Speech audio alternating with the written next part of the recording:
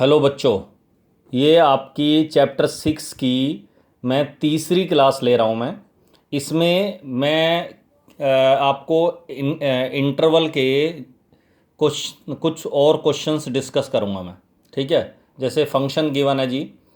First का 9th question है, F X equal to sine की पावर 4x प्लस कॉस की पावर 4x। और एक ऑलरेडी ट्रिग्नोमेट्री फंक्शन मैंने आपको पहले बताया था कि इंटरवल हमेशा दे रखा होगा, गिवन होगा।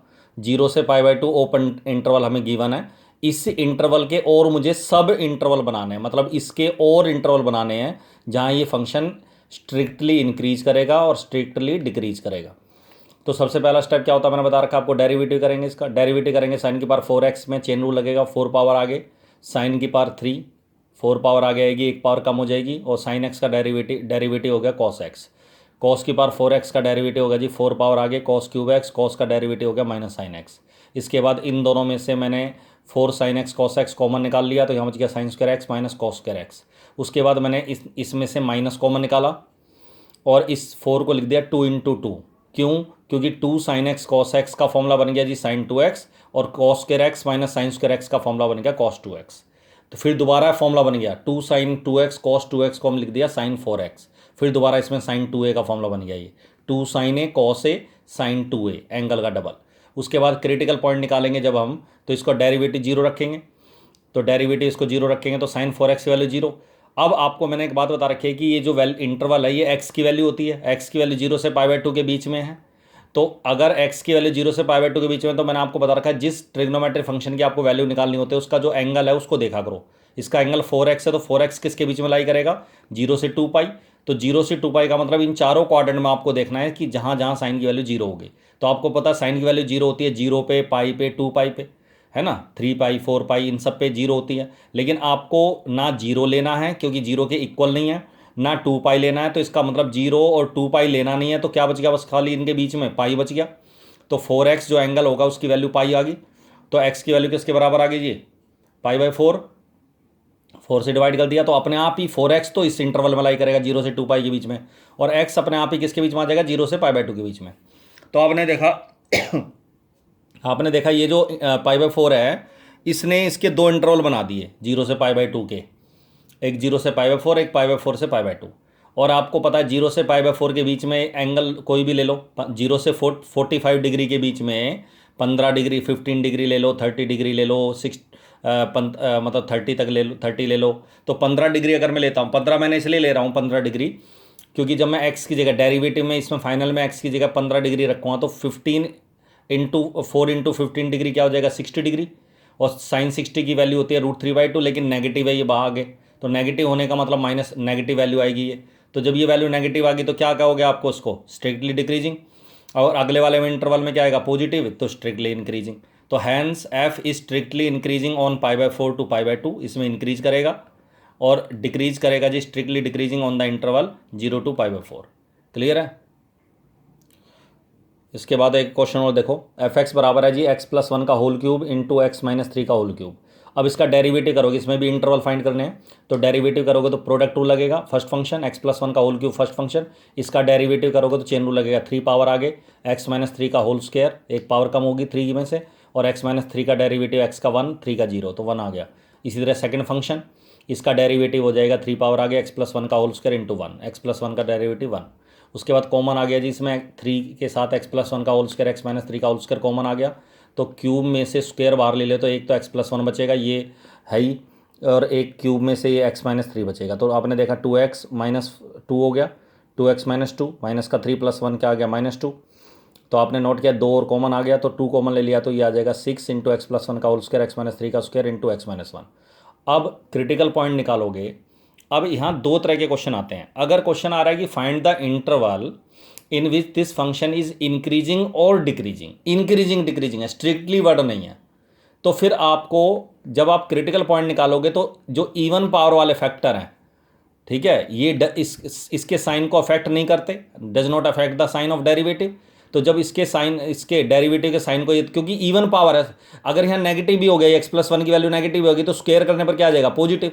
x-3 का नेगेटिव भी आ गई इसकी वैल्यू, तो स्क्वायर करने पर क्या आएगा? पॉजिटिव। तो इसका मतलब डेरिवेटिव के साइन को कौन अफेक्ट कर रहा है? केवल x-1। तो इसी से क्रिटिकल पॉइंट निकाल लूंगा मैं। तो x की वैल्यू क्या आ जाएगी? 1, तो माइनस इन्फिनिटी से इन्फिनिटी, मैंने आपको बता रखा जो इंटरवल हम लेते हैं कौन सा लेते हैं, सबसे बड़ा इंटरवल माइनस इन्फिनिटी से इन्फिनिटी, उसके बीच में 1 आया तो आपने देखा माइनस इन्फिनिटी से 1 के बीच में ये नेगेटिव आ रहा है तो डिक्रीज करेगा, और 1 से इन्फिनिटी के बीच में इंक्रीज करेगा। तो माइनस इन्फिनिटी से 1 के बीच में ये फंक्शन नेगेटिव आ रहा है तो डिक्रीजिंग फंक्शन हो गया, और 1 से इन्फिनिटी के बीच में लिखेंगे इंक्रीजिंग फंक्शन। स्ट्रिक्टली नहीं लिखना, स्ट्रिक्टली अगर वर्ड आ रहा है तो फिर इन सबको जीरो रखोगे। जब इन सबको जीरो रखोगे तो यहाँ इस फैक्टर को जीरो रखोगे तो एक्स वैल्यू -1 आएगी, इसको जीरो रखोगे एक्स वैल्यू 3 आएगी, इसको रखोगे तो 1 आएगी। तो उसके बाद जो इंटरवल बनेंगे वो बनेंगे माइनस इन्फिनिटी से -1, फिर -1 से 1, और 1 से 3, और 3 से इन्फिनिटी।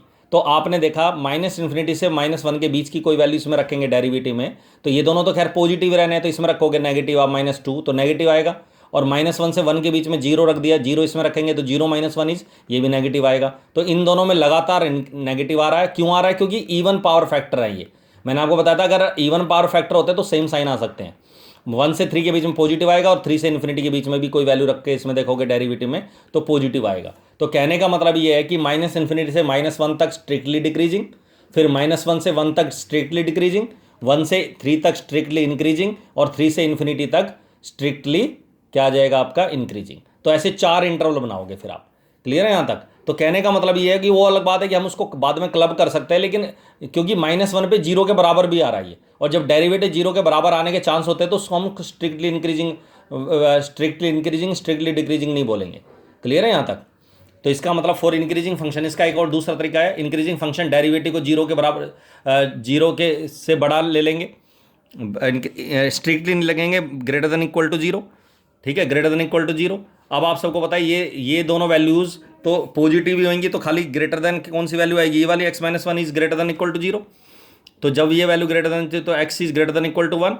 तो कहने का मतलब ये है कि function is increasing on 1 to infinity, मतलब 1 से इन्फिनिटी के बीच में ये क्या करेगा? इंक्रीज करेगा।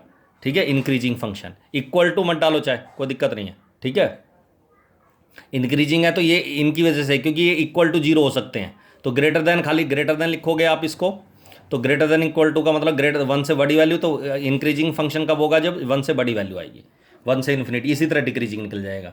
ठीक है, अब इसमें कह रहा है ये prove that this function is increasing function in its domain. Domain का मतलब है जहां ये फंक्शन डिफाइन होगा, एक्स की पॉसिबल वैल्यूज। तो आप सबको पता है लॉगरिथम फंक्शन, लॉग के अंदर लिखा हुआ है 1 + x। लॉग फंक्शन तब डिफाइन होता है जब 1 + x जो है 0 से बड़ा हो, पॉजिटिव वैल्यू होनी चाहिए लॉग के साथ हमेशा।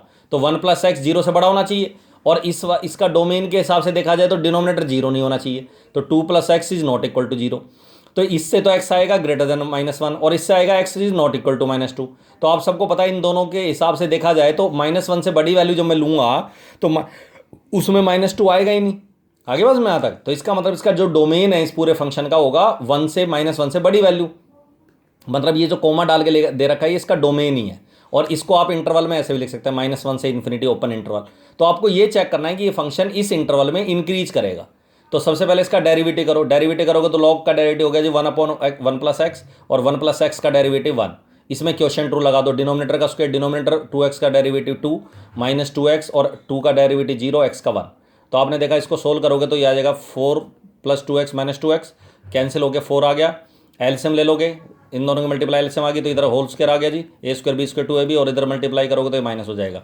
4x से 4x कैंसिल हो गया, 4 से 4 कैंसिल हो गया, ये वैल्यू आ गई। अब अगर मैं इसका क्रिटिकल पॉइंट देखो तो क्रिटिकल पॉइंट होगा नोमिनेटर को 0 रखोगे तो x की वैल्यू एक तो 0 आएगी, और डिनोमिनेटर को 0 रखोगे तो x की वैल्यू एक आएगी -1, एक आएगी -2। -2 आप ले नहीं सकते क्योंकि -1 से इन्फिनिटी के बीच का इंटरवल लेना है, और -2 इस इंटरवल से बाहर हो गया, तो केवल एक ही वैल्यू बच गई 0। अब 0 में आप सबको पता है 0 जो आ रही है वैल्यू वो इवन जो किसको पुट करके आ रही है 0, x² को जब आप 0 के बराबर रखेंगे तब आएगा। तो क्रिटिकल पॉइंट होता है जहां नोमिनेटर 0 होता है, डिनोमिनेटर 0 होता है। नोमिनेटर को भी 0 रखते हैं, डिनोमिनेटर को भी 0 रखते हैं। तो नोमिनेटर को 0 रखे तो x की वैल्यू क्या आ रही है? 0 आ रही है, और ये पावर, ये फैक्टर कैसा है? स्क्वायर है। तो अब आप सबको पता है कि क्रिटिकल पॉइंट अगर मैं स्ट्रिक्टली कहता तो फिर मैं इसको कंसिडर करूंगा, स्ट्रिक्टली नहीं कह रहा तो मैं केवल इंक्रीजिंग प्रूव करना है। तो आप सबको पता है इवन पावर फैक्टर जो होते हैं, इवन पावर फैक्टर इसके डेरिवेटिव के साइन को अफेक्ट नहीं करते।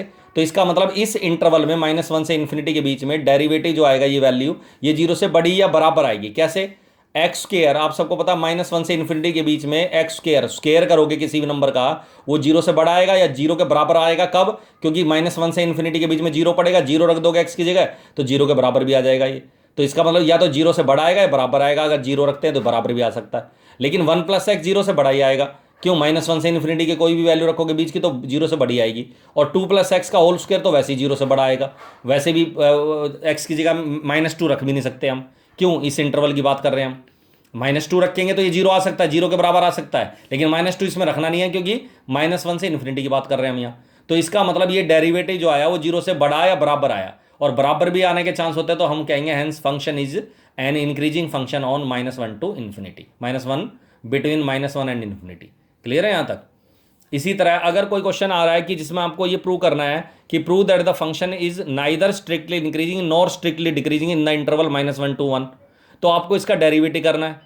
उसके बाद क्रिटिकल पॉइंट निकालना, जीरो पुट करके तो एक्स की वैल्यू हाफ आ गई, तो इस हाफ इसके इंटरवल के बीच में आ रहा है, तो -1 से हाफ के बीच में नेगेटिव आएगा। अगर आप -1 से हाफ के बीच की कोई वैल्यू रखोगे, जीरो ले लो, तो जीरो डेरिवेटिव में रखोगे तो जीरो -1 क्या आएगा? नेगेटिव, और इससे बड़े वाले पॉजिटिव। तो अगर मैं इंटरवल फाइंड करने वाला क्वेश्चन होता ये, तो मैं क्या देता, -1 से हाफ के बीच में स्ट्रिक्टली डिक्रीज करेगा, और हाफ से 1 के बीच में स्ट्रिक्टली क्या करेगा? इंक्रीज करेगा। लेकिन -1 से 1 के बीच में ना तो लगातार ये इंक्रीज कर रहा है, ना लगातार ये डिक्रीज कर रहा है, तो इसलिए हम इसको कहेंगे इन -1 to 1 this function is neither strictly increasing nor strictly decreasing. ठीक है? और ऐसे क्वेश्चन जिसमें इंटरवल बनते हैं, उन सभी क्वेश्चंस को मैं ये कह सकता हूं, अगर मैं पूरे इंटरवल की बात करूं, जैसे इस क्वेश्चन में भी अगर मैं 0 से π/2 की बात करूं कि इस फंक्शन में ये फंक्शन इंक्रीज कर रहा है डिक्रीज कर रहा है, क्या कहेगा? तो आप क्या कहोगे? Neither strictly increasing nor strictly decreasing in the interval 0 to π/2। क्यों? क्योंकि 0 से π/4 के बीच में डिक्रीज कर रहा है, π/4 से π/2 के बीच में इंक्रीज कर रहा है, लेकिन 0 से π/2 के बीच में क्या करेगा? ना लगातार इंक्रीज करेगा ना लगातार डिक्रीज करेगा, तो neither strictly increasing nor strictly decreasing. तो ज्यादातर क्वेश्चन जब अगर पूरे इंटरवल की बात करेंगे तो नाइदर नॉर होता है। क्लियर है यहाँ तक? तो इस तरीके से इंटरवल फाइंड करेंगे। अगली क्लास में करवाएंगे जी टेंजेंट नॉर्मल। चलो दैट्स ऑल।